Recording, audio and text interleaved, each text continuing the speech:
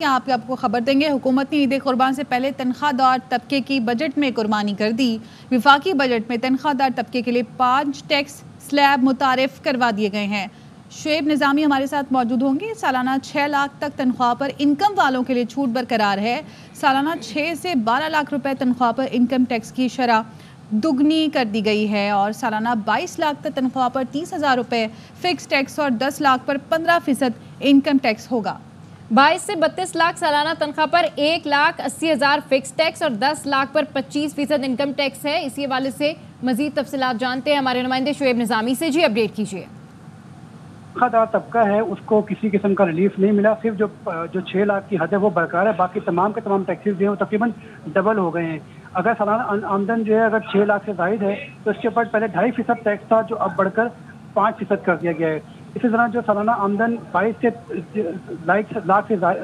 22 लाख के दरमियान है उसके ऊपर एक तो फिक्स टैक्स है 30,000 रुपये का, साथ साथ जो है वो जो 10 लाख से जायद आमदन बचेगी उसके ऊपर 15% टैक्स इनकम टैक्स आयद किया गया है, जो कि 12.5% था।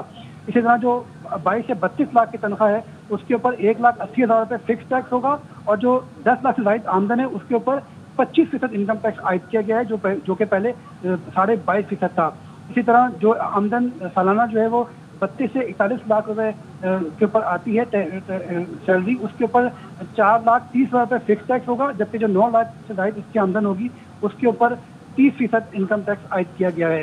इसी तरह जो 41 लाख की सालाना आमदन है जो पहले 60 लाख से जायद हद के ऊपर आती थी उसको कम करके 41 लाख पर लाया गया। इसके ऊपर इसमें 7 लाख रुपए फिक्स टैक्स होगा, जबकि जो इजाफी तनख्वाह इसके बाद बचेगी उसके ऊपर 35% इनकम टैक्स होगा, जबकि इससे पहले ये तमाम का तमाम हद जो है जो अगर 60 लाख सालाना इनकम थी जो सबसे बड़ा स्लैब था उसके ऊपर मैक्सिमम टैक्स की शरह जो है वो 35% थी, उसको बढ़ाकर जहाँ 35% होगी वहाँ 7 लाख रुपए का फिक्स टैक्स भी आयद होगा। जी ठीक है, अपडेट करने के लिए शुक्रिया शुएब निज़ामी।